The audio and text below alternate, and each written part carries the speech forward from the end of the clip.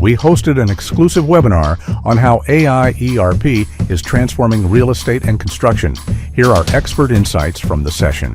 So we will now move into the panel discussion segment where we will address some of the most critical challenges faced by the real estate and construction industry. The question is, how can our existing customers design a phased AI rollout, starting with high impact use cases like additional revenue generation and cost control to ensure measurable return on investment within the first 90 to 120 days? That's a great question.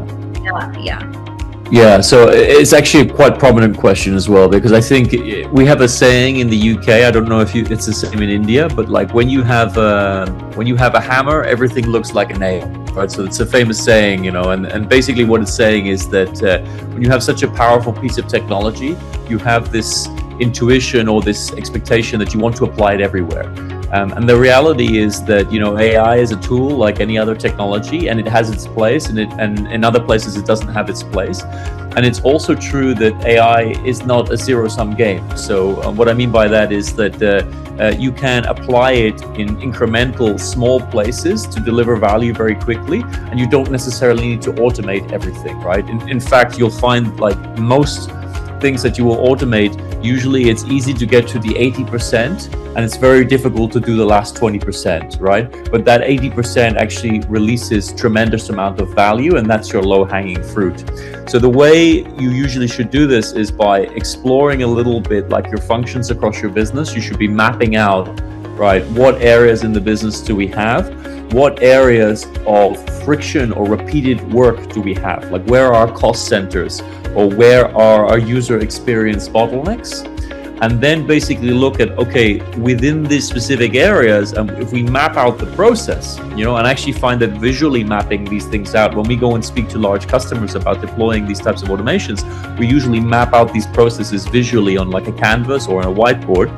And then that usually helps you to help determine, okay, there's actually like a decision-making point here, right, that is done by a human being, or there's a piece of manual work here that's done by a human being, and there's actually a bottleneck because it doesn't scale, because I need either more humans to be able to do more work, or because it's prone to error, or because it just takes a long time, or because the humans that have to do that work are expensive, right? So there might be multiple things.